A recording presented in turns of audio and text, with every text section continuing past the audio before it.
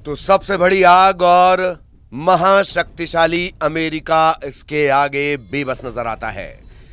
लगातार इसके अपडेट भी हम आपको बता रहे हैं, इसके हर पहलू से भी आपको हम वाकिफ करवाएंगे, अवगत कराएंगे, जानकारी देंगे।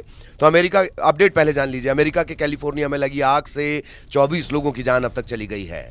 यहां तक कि मरने वालों में एक टीवी एक्टर भी शामिल हैं। तकरीबन 7 दिनों से आग लगी और अब तक ये बेकाबू है। लगातार हालात बिगड़ते चले जा रहे हैं। ईटन और पैलिसेड्स में 16 लोगों के लापता होने की भी खबर है।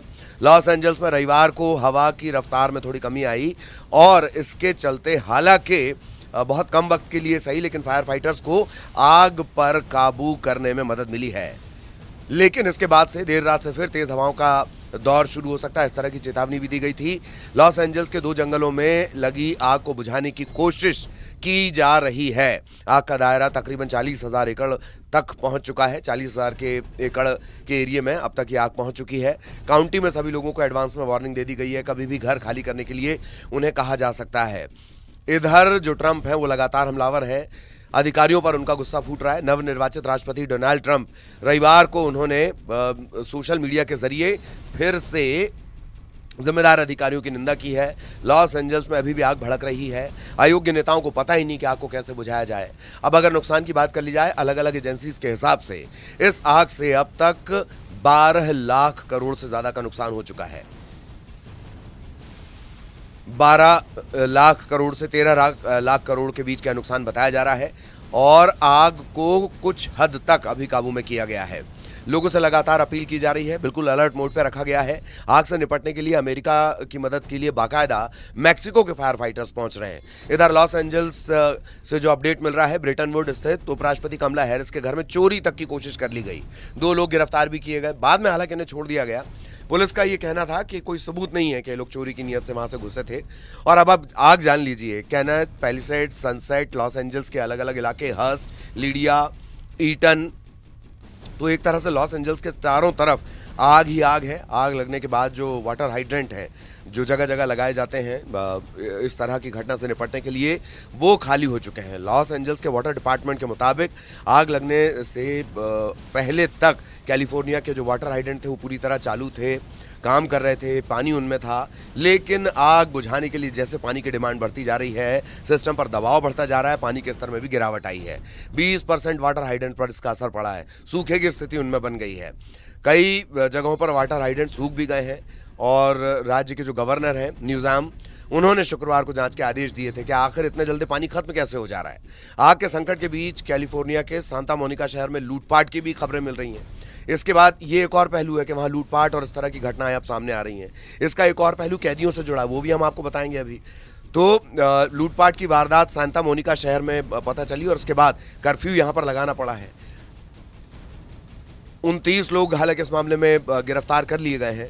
अब ये जरा जान लीजिए किस तरह की स्थितियाँ। पैलिसेड्स में तकरीबन 22,000 एकड़ में आग लगी है, इसका अभी तक 10% हिस्सा ही काबू में आ पाया है।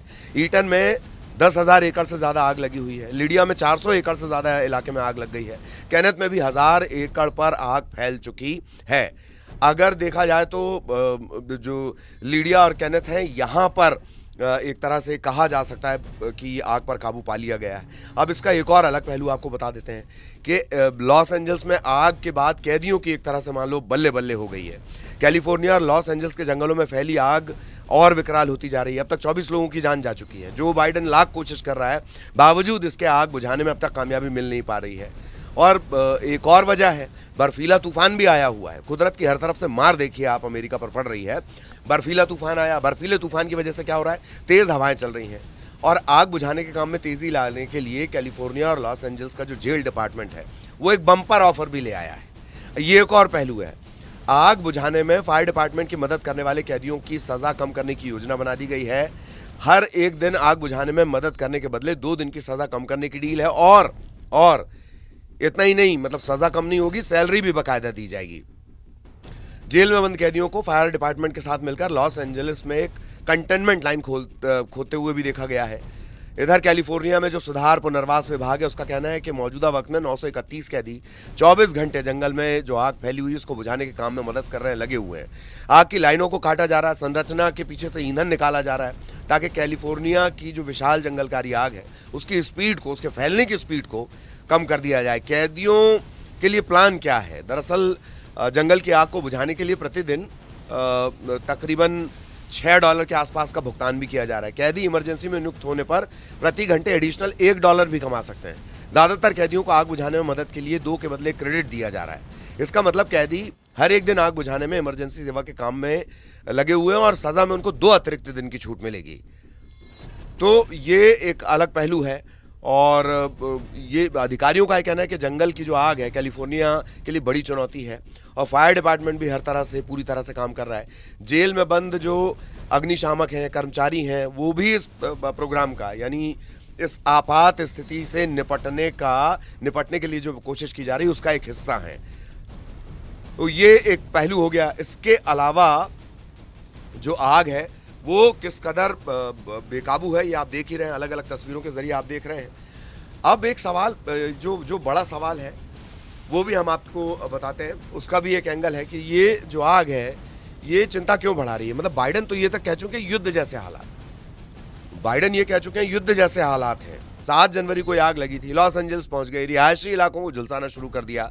माना यह जा रहा है कि कैलिफोर्निया में अब तक की सबसे बड़ी तबाही फैलाने वाली ये आग होगी और ऐसा भी नहीं है कि अभी ये कहा जा सके कि क्या इस पर काबू है। काबू होती भी ये नजर नहीं आ रही है, बेकाबू लगातार ये होती चल रही है। दुनिया की सबसे बड़ी महाशक्ति और वो इसके आगे ऐसा लग रहा है कि बेबस हो गया है। जो मरने वालों की संख्या है वो लगातार बढ़ गई है। तकरीबन 16 लोग लापता बताए जा रहे हैं, 24 लोगों की जान जाने की भी खबर है। अधिकारियों का कहना है कि जो हताहत हैं, मृतक हैं, उनकी संख्या और बढ़ सकती है। जो बाइडन तो ये कह रहे हैं कि हालात युद्ध जैसे बन गए हैं।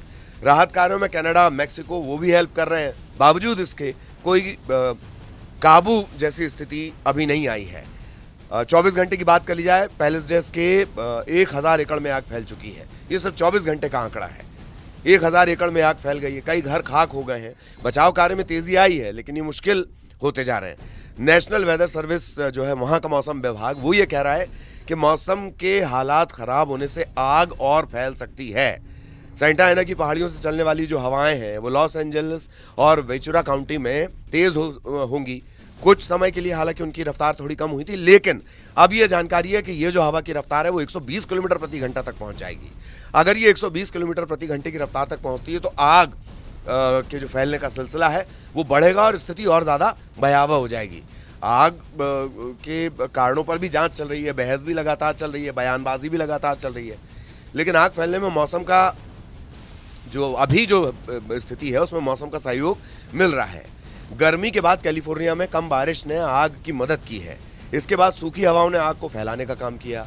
अब डर यह है कि अगर ये और तेज होता है तो तबाही मच जाएगी। एक और पहलू है इसका कि पानी की कमी से हालात बेकाबू हो रहे हैं। बिजली पहले ही गायब है, लोगों के घर खाली करवा दिए गए, सुरक्षित जगह पहुंचाने की जिम्मेदारी उनको जो लोग हैं उन्हें सुरक्षित जगह पर पहुंचाने की जिम्मेदारी अधिकारियों को दी गई है। अब जो एक हमने आपको बताया था कि अफरा तफरी के चलते कानून तोड़ने की भी समस्याएं आ रही हैं, लोग कानून व्यवस्था अपने हाथों में ले रहे हैं, कई इलाकों में कर्फ्यू लगाने की नौबत आ गई है। तो ये एक जो आग है वो कितनी तरह की समस्याओं को जन्म दे रही है। आग के चलते धुआं भी लगातार फैल रहा है, लोग परेशान हो रहे हैं। उनसे कहा जा रहा है कि मास्क लगाएं आप और अपने ही घरों में रहें, हवा साफ करने के यंत्रों का इस्तेमाल करें।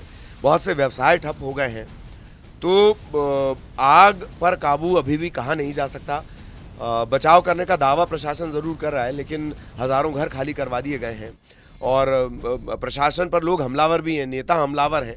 इस तरह की स्थितियां अभी बनी हुई हैं और इन सब के बीच ट्रंप लगातार बयान दे रहे हैं। ट्रंप तो यहाँ तक कह चुके हैं कि जो बाइडन क्या ऐसी स्थिति में उन्हें सत्ता देने वाले हैं, क्योंकि अभी जो नव निर्वाचित वहाँ के राष्ट्रपति हैं यानी डोनाल्ड ट्रंप हैं, उनका शपथ ग्रहण नहीं हुआ है। मतलब निर्वाचित हुए हैं, वो शपथ ग्रहण उनका 20 जनवरी को होने वाला है।